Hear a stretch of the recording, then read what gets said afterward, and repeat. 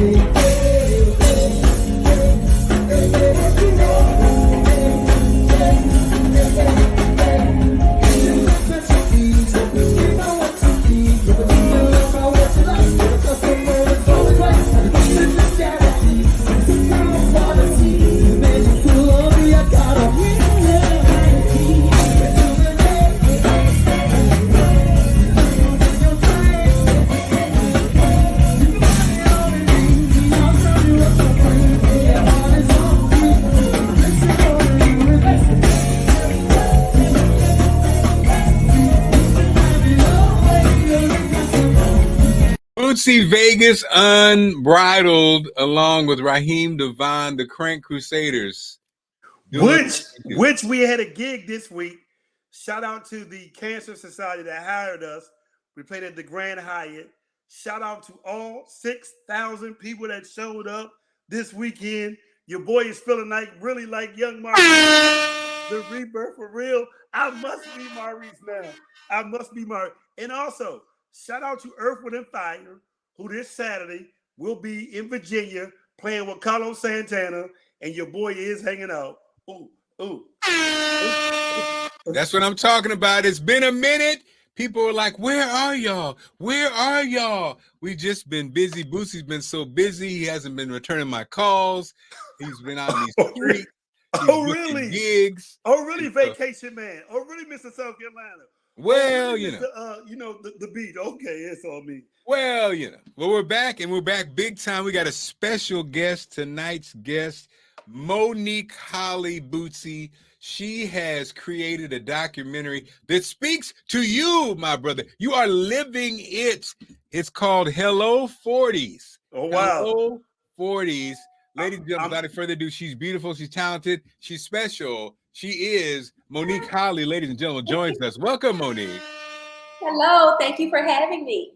So Monique and Bootsy are all smack dab up in the 40s. You guys are living the 40 experience. Your elder statesman, I've moved on for past 40, but I was just years ago off the air. You moved on a while ago, but go ahead though. We were talking off the air, and I was telling Monique, man, the 40s, man, were chocked with a lot of information, a lot of transition, a lot of wins, a lot of losses. I don't say losses, a lot of lessons. And so Monique Holly, first of all, congratulations on putting together this amazing documentary and some of the people, Bootsy, that will be featured. First of all, I'm going to be the host and the facilitator of the event. And then the lovely Lois Cook will be on the red carpet. If you haven't, of course, Bootsy, you know Lois, she's been a guest on the show, as has Dana Hicks Hungerford has joined us on this very show. Fiona Dawson, Emmy-nominated filmmaker and LGBTQIA advocate, Tony T. Roberson, and Raquel Urena, all a part of this amazing team that Monique has assembled. Now, Bootsy, I don't think you had a chance to see Monique in the stage play done by Dana, but Monique was not only looking smashing, not only as she is now sassy. She was a friend. She was a friend in the play, Bootsy. She was the voice of reason in the play. But we didn't know it at the time. No, I was a troublemaker.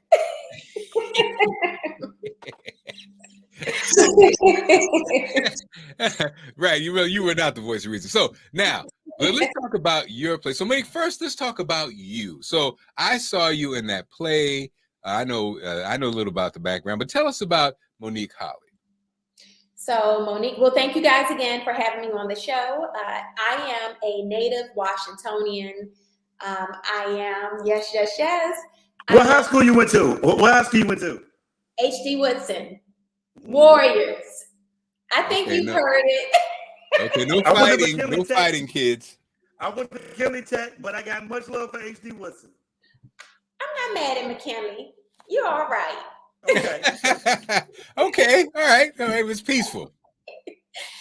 But I'm a native Washingtonian, and I have a background in television and film.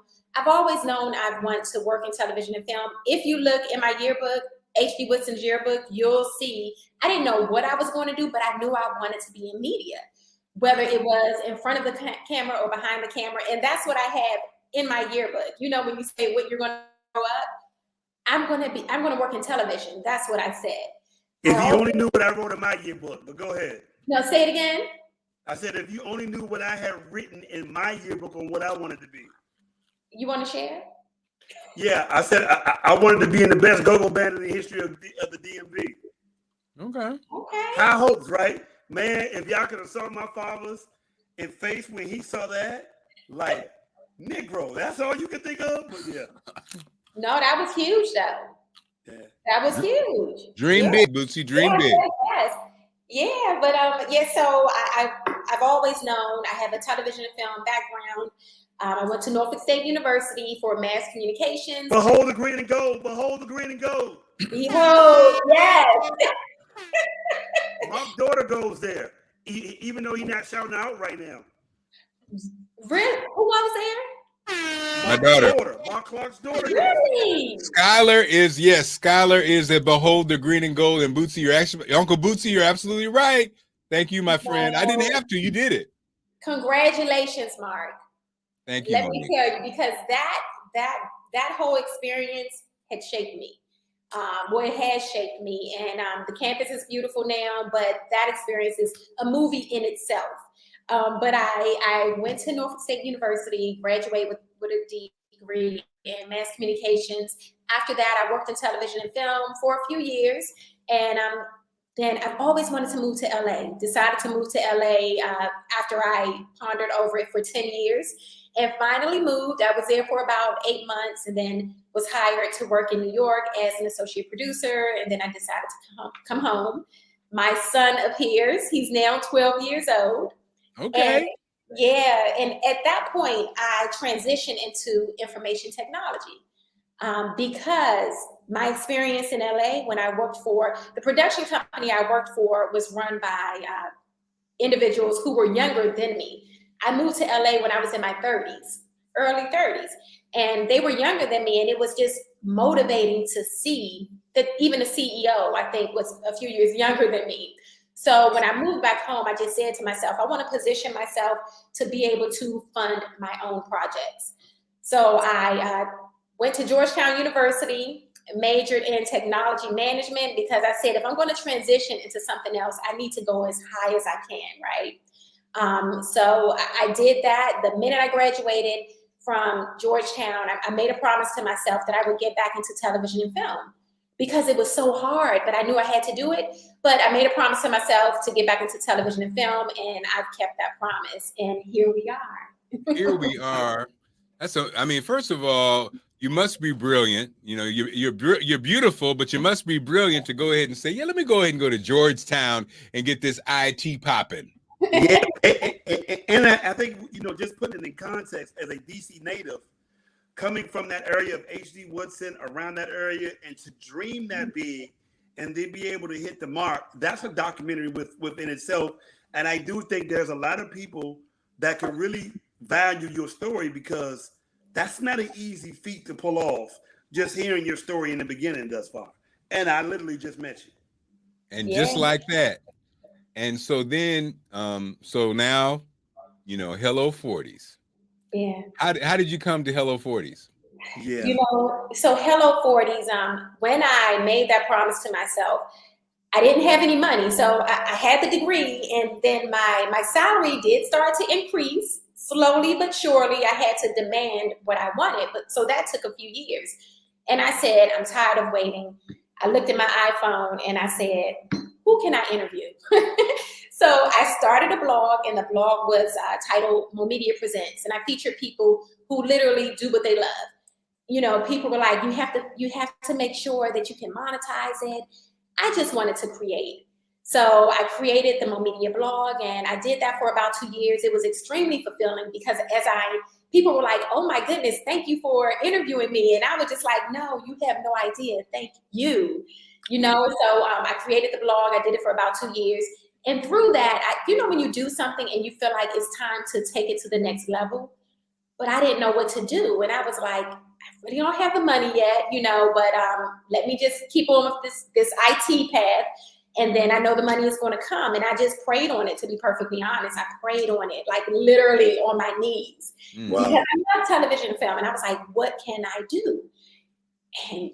And so this idea came from me thinking about my 40s, how not difficult, but challenging. They were challenging because I made a lot of changes in my 40s. And I said, like what? What changes did you make? Because normally, people call it a quarter life crisis or like a midlife crisis or whatever. Because in 40s is that age. I'm actually 42, so I'm transitioning that as well.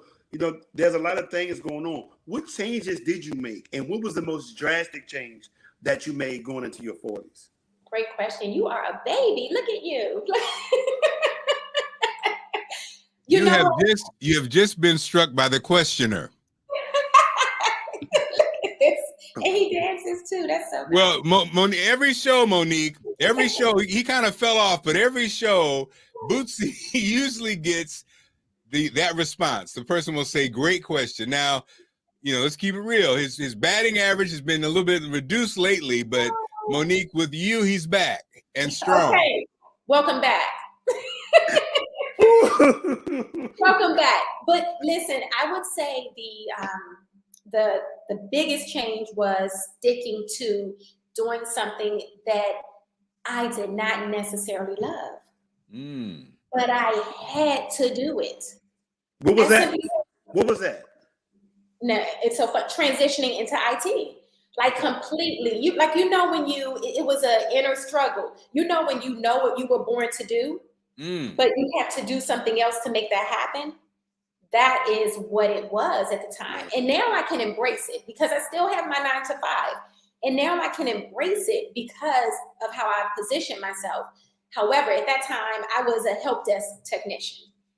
And, it was tough. At any given moment, I had to crawl under someone's desk to make sure that, all of their cables were connected and things like that. So it was something I was not used to, but I knew I had to do it. I knew I had to do it. So that would be the biggest thing for me, honestly, was transitioning into a career that I didn't love because I'm so passionate about television and film.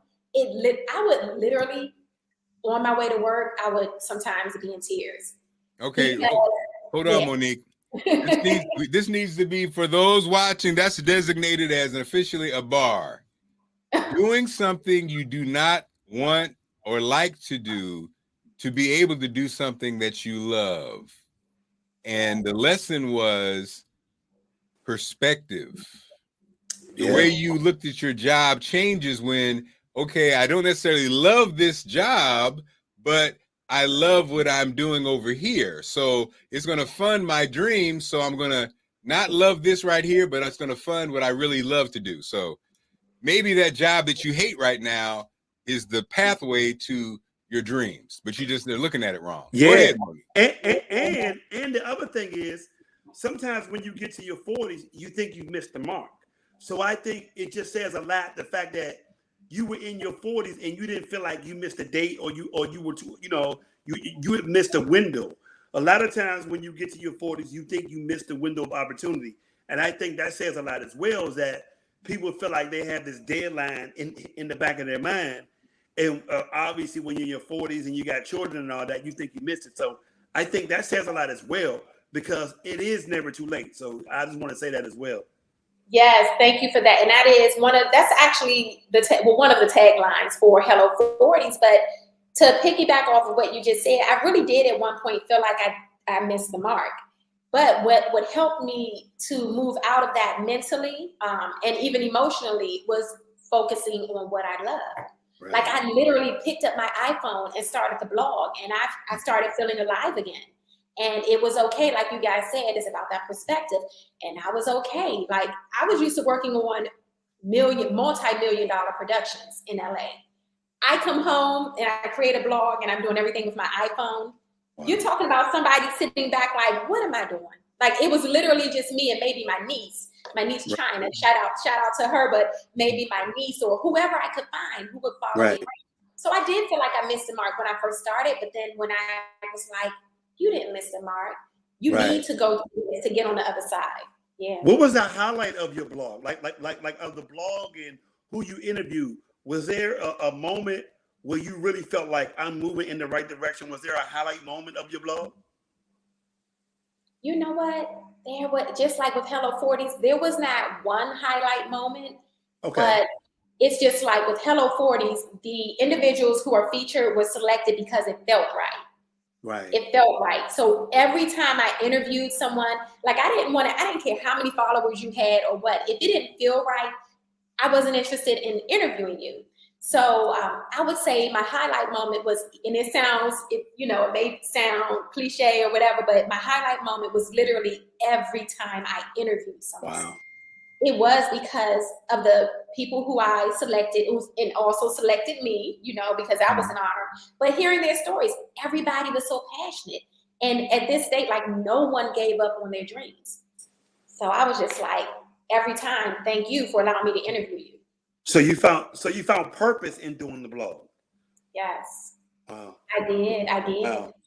And it grew into Hello 40s. Yes, and which is not always normal in your 40s, because some people feel like they've missed the boat to even find their purpose or live on their dream. So, I mean, just already this whole perspective conversation is leading people, and I do think people need to hear this. That the fact that it's never too late to find your purpose and never too late to put in perspective what you feel like you're here to do. So, man, this is already amazing. And I haven't even seen the documentary yet. And then how did you transition from the podcast, the blog, to the documentary? Well, I had to come up with a budget. Look, and to be perfectly honest, I actually started shooting before anything was laid out because I could not wait any longer. So I didn't even come up with a true budget, to be perfectly honest. I transitioned into that literally hiring a videographer. And I had the concept because I was like, it was such a transitional moment for me. I was just like, I know other people feel like this. Like, I know I'm not the only one who feels like this. Like, they've had several aha moments in their 40s. So the more people I spoke with, they said also, and I was like, okay, I feel like I have something. And then I just started reaching out to people that I know, and I hired a videographer, and we placed everyone in position, like who we were going to feature. And it just like spiraled into something beautiful. Yeah. I just decided to do it. And I didn't wait until I had thousands of dollars to get it done. I piecemealed it. I just had to do something. Wow. Yeah. Wow. And so you actually have entered this in festivals already.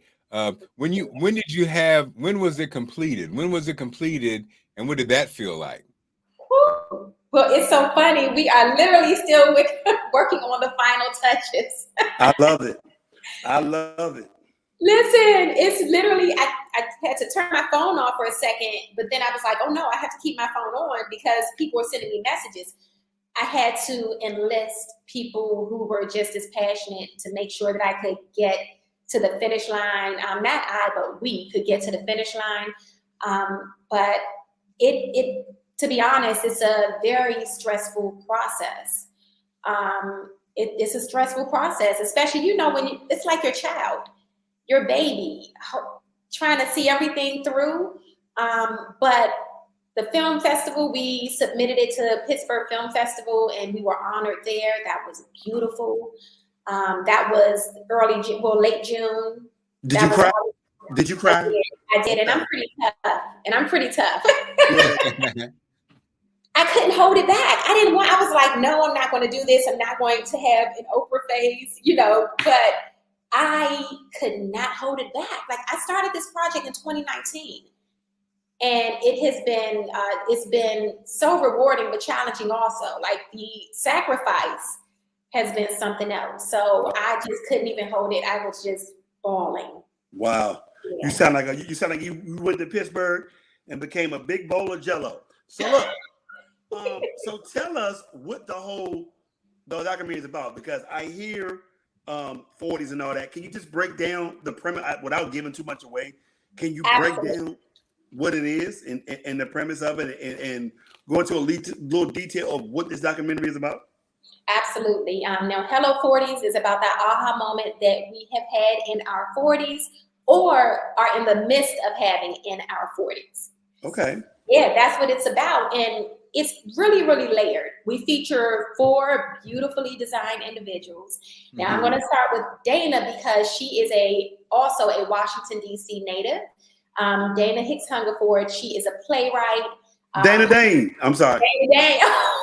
You know Dana Dane.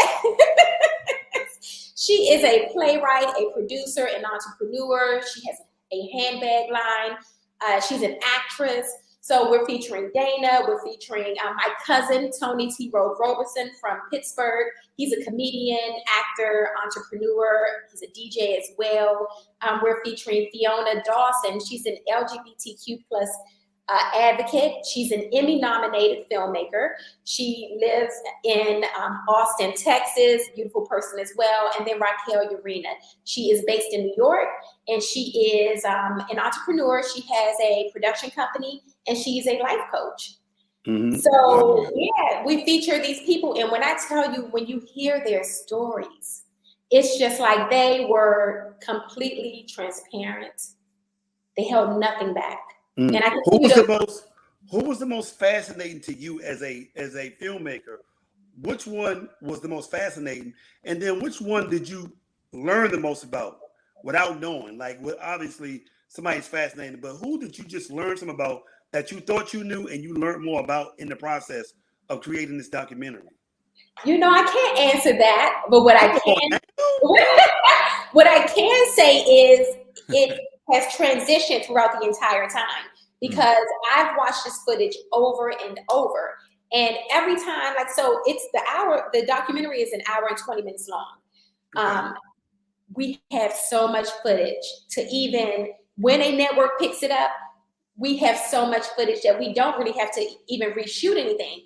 But from the time that we started up until now, so every month it was one person that spoke to me.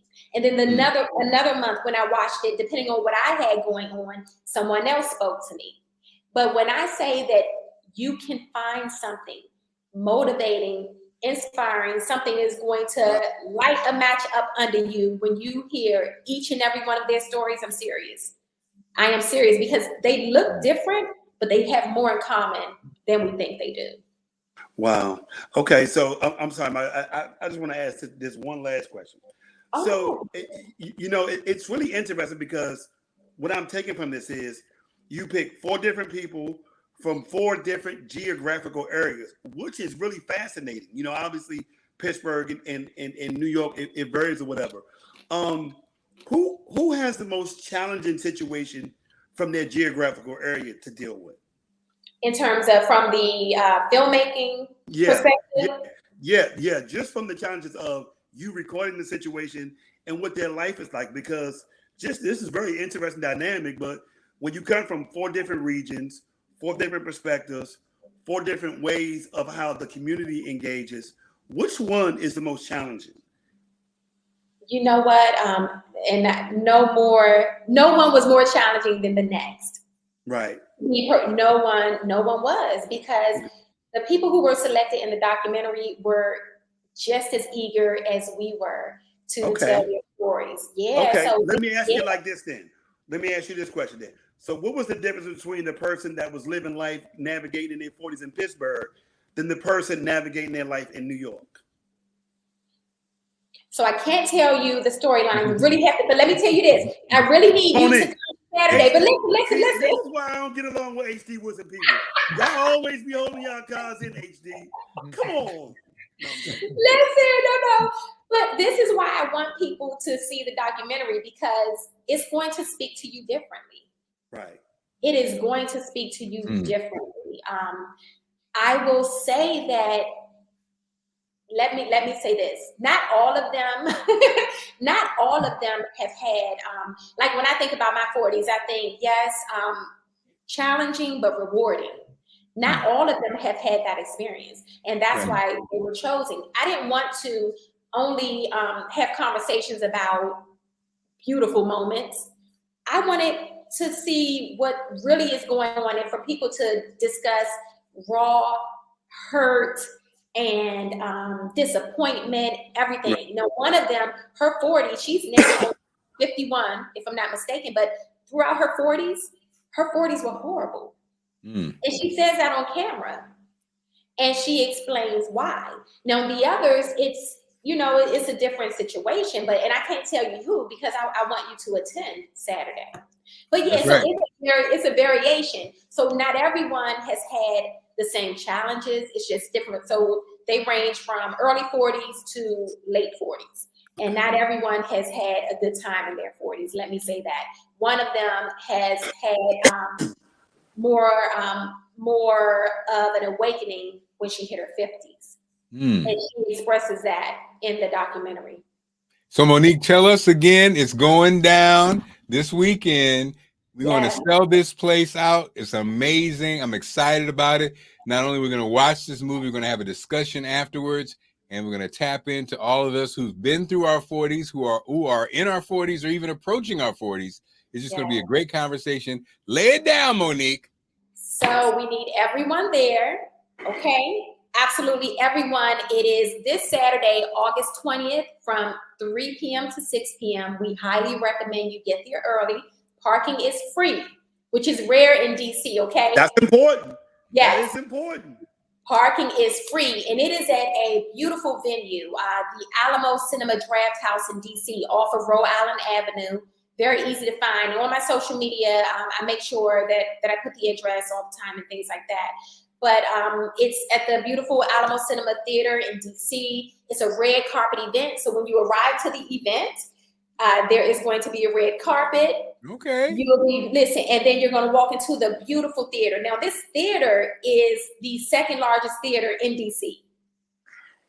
The second largest screen in DC. Beautiful, okay? So Marc is our host. He's the event host. Yes, he's our host. So the 30-30. You couldn't have found nobody better than Marc. Let me just say that. You couldn't have found nobody better than Marc. I agree. I thought the joke was coming, Bootsy. Okay, fine. But Allison Seymour. No, go ahead. I agree with you. But the first 30 minutes, we're just going to arrive, and you can also order food there. They have food, drinks, libations, everything. Like, it's beautiful. And then after that, we'll watch the film, which is an hour and 20 minutes, and then we're going to have a Q&A session. The Q&A session will consist of the documentary subjects, and Marc will facilitate that Q&A. Couldn't have found nobody better to do that either. I'm just saying. Yes. So again, the Alamo Draft House Cinema in DC from 3 to 6 p.m. It's a red carpet event. We will, we're going to have a good time, and people will leave that event fired up and ready. Even if they are already moving forward with what they want to do, they're going to be more inspired, and they're going to leave that event motivated. I guarantee you, when you walk into that event, you're going to feel love. Oh, I love it. Well, Monique, I guarantee you. I feel the love now, and I'm not even there, so I can feel it. We're excited, Monique. We're proud of you, and this the whole story itself is inspiring. And I know people who are watching, who are sitting there trying to figure some things out, got a few answers today, thanks to you and thanks to Bootsy. Monique, any parting words as we wrap things up? I do want to leave everyone with one word. Buy your tickets. With one phrase, like, buy your tickets. Eventbrite. That's 3 words. Don't worry about it. That's 3 words, but don't worry about it. Right. This is what I meant to mention. Eventbrite. That is where you can purchase tickets. Okay. Eventbrite, and we are very close to selling out. So please don't wait until the last minute. Okay. Purchase your tickets. But the last thought is to simply do what you love. Get out of your own way and just do it. Your future self will thank you. Your future self will thank you. I Monique? promise you. You gonna make me look Monique? at H.G. Wilson all different again. I mean, I'm about to change all my perspective. Shout out to Bob Hedden. Shout out to Byron Leftwich, the offensive coordinator at Tampa Bay for Tom Brady. I mean, you made me think a lot different now, boy. Woo. Monique, Bootsy, love you guys. Thank you so much, everybody Congratulations, watching. Monique. Make sure if you're on YouTube, subscribe to our channel. Me and Bootsy are back in a big way, and we will see you Saturday.